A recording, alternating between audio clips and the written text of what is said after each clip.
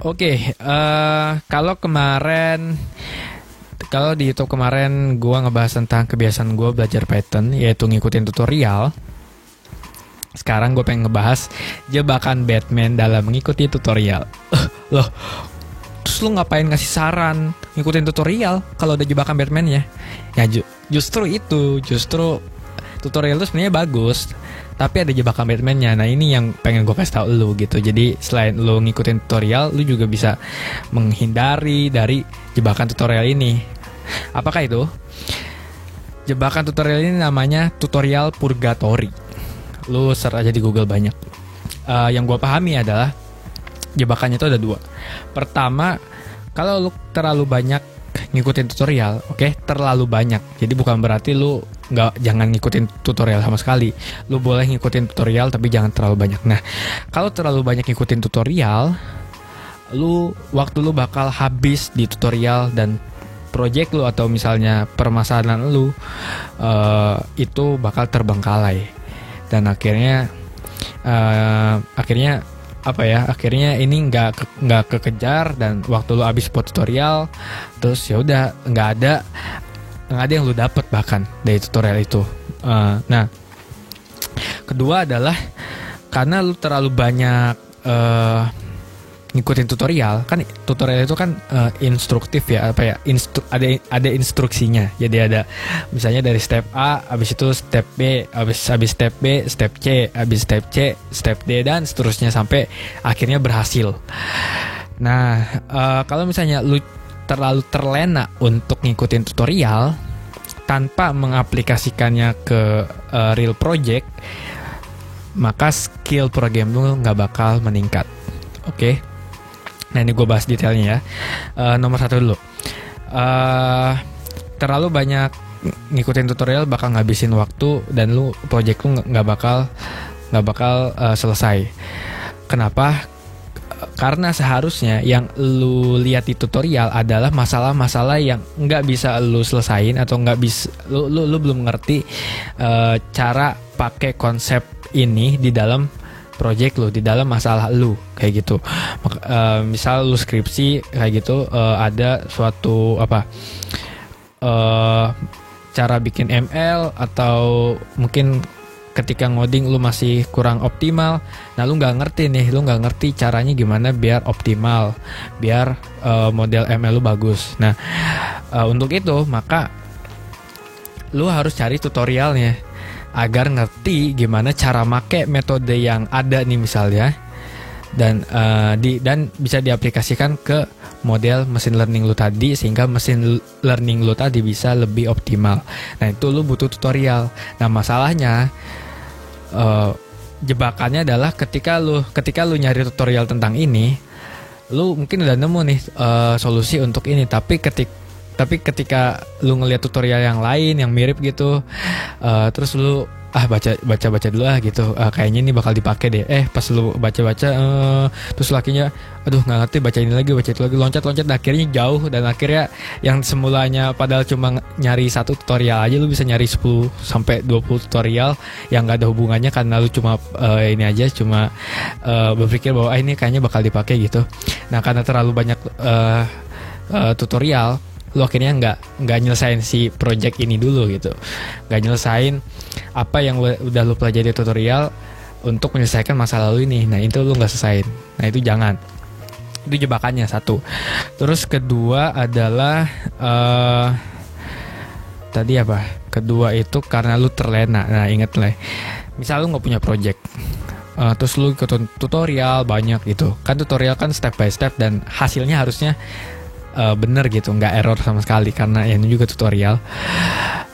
Karena lu terlena ngikutin tutorial dan selalu merasa selalu berhasil, maka itu bisa jadi ilusi. Kalau misalnya lu menganggap ini gue udah bisa ini gitu, cuma karena berkat tutorial, maka itu bisa jadi ilusi buat lu sendiri. Aslinya lu sebenarnya belum bisa gitu ngerjain pakai konsep ini kalau misalnya datanya beda sama sekali dari tutorial gitu.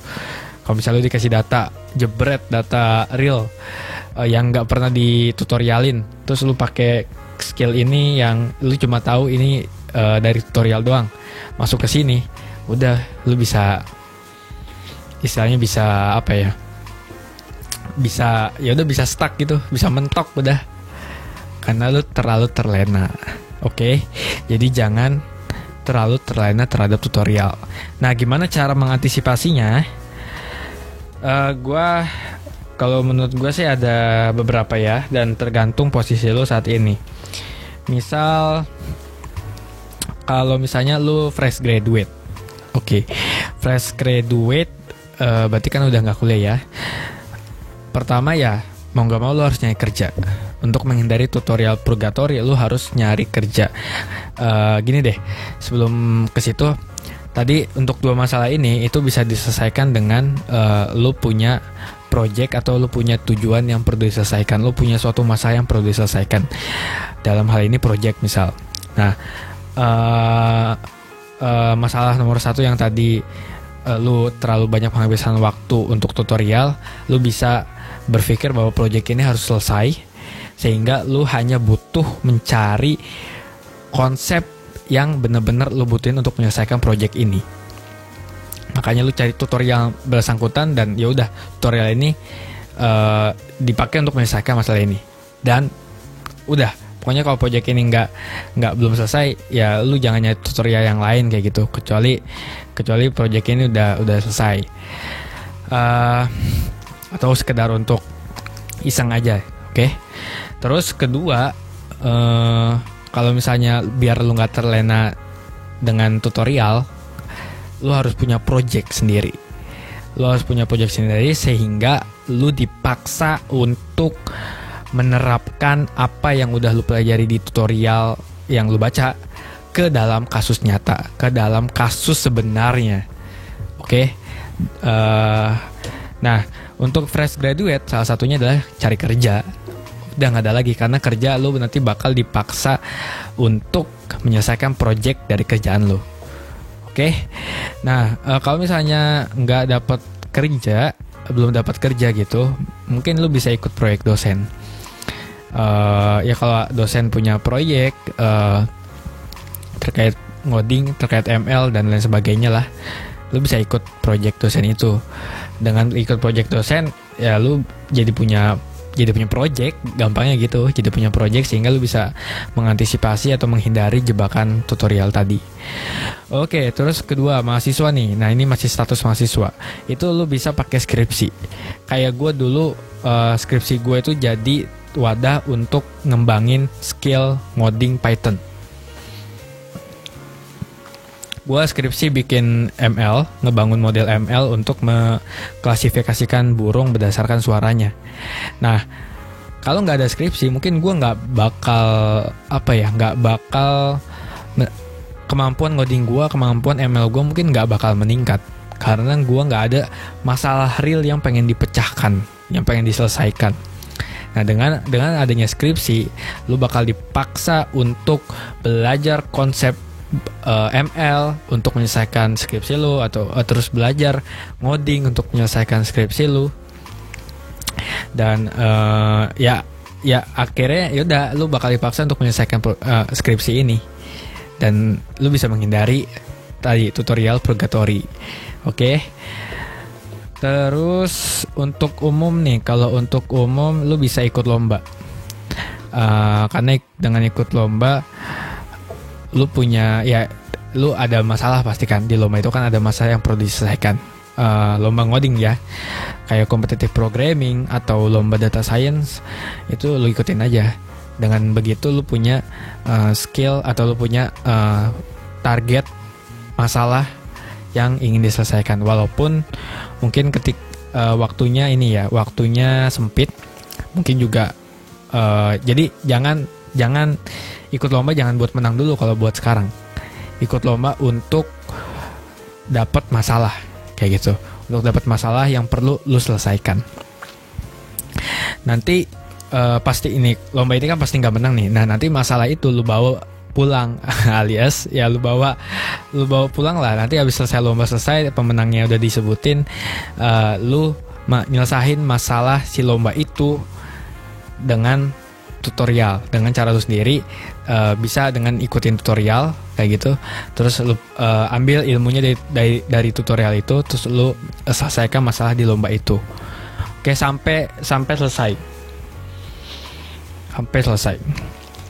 Dan nah ini yang terakhir adalah kalau misalnya lu nggak belum ada lomba, atau lu nggak pengen ikut lomba, atau misal atau misal lu skripsinya nggak berhubungan sama itu, atau lu belum dapat kerja, nah lu bisa memanipulasi atau memanipulasi tutorial gitu. Gue sih nyebutnya namanya cross tutorial lah. Jadi intinya lu belajar tutorial A di sini, masalahnya ini, metodenya ini. Terus lu belajar tutorial B, masalah ini, metodenya ini. Nah sekarang lu pisah, lu cross gitu, lu saling subsidi silang lah. Jadi metode A ini digunakan untuk menyelesaikan masalah B, metode B digunakan untuk menyelesaikan masalah A. Nah itu bisa memacu lu mengaplikasikan ilmu yang didapat dari tutorial A untuk menyelesaikan masalah di tutorial B, dan sebaliknya. Oke, dengan begitu lu nggak akan terlena ngikutin tutorial, lu nggak akan punya ilusi bahwa lu bisa jago karena udah selesai mengikuti tutorial. Oke, trik gue adalah nge-cross tutorial. Ada lagi mungkin kalau misalnya lu nggak mau nge-cross karena terlalu susah, karena terlalu gue nggak kebayang nih, kok bisa sih metode A menyelesaikan masalah di B, kan beda gitu. Ya coba aja, itu kan biar lu terpaksa untuk belajar lebih mengaplikasikan ilmu gitu. Kalau lu ikut tutorial doang nanti lu kejebak lagi. Nah ada cara lain adalah mengganti data dari apa yang ditutorialkan. Misalnya kalau tutorial A pakai data burung misalnya, nah dengan metode yang sama lu ganti data burung jadi data apa yang beda, data tumbuhan data tumbuhan atau data cuaca gitu. Oke, jadi ganti datanya. Dan harusnya dengan mengganti data tuh kita juga pasti nggak bisa serta-merta menggunakan apa yang ditutorialkan. Pasti perlu adjustment, pasti perlu diatur ulang, disesuaikan ulang agar si data ini atau agar metode ini fit dengan si data ini. Oke, jadi itulah tips gua untuk menghindari tutorial purgatory. Sekali lagi, tutorial purgatory itu ada 2 jebakan. Pertama bikin lu terlena, kedua bikin lu menghabiskan waktu terlalu banyak di tutorial tanpa mengaplikasikan atau tanpa menyelesaikan masalah yang sebenarnya lu hadapi. Kayak gitu. Oke, semoga tips gue kali ini berguna buat lo, dan semoga juga gue nggak bilang tutorial itu jelek ya. Tutorial itu bagus, bahkan sebagai sebagai pendorong pertama buat lo semangat belajar itu adalah tutorial. Tapi ya itu, jangan sampai terjebak pada jebakan Batman tutorial purgatory. Oke, sampai jumpa di tips-tips berikutnya. Sampai jumpa di video-videoku selanjutnya. Dan goodbye.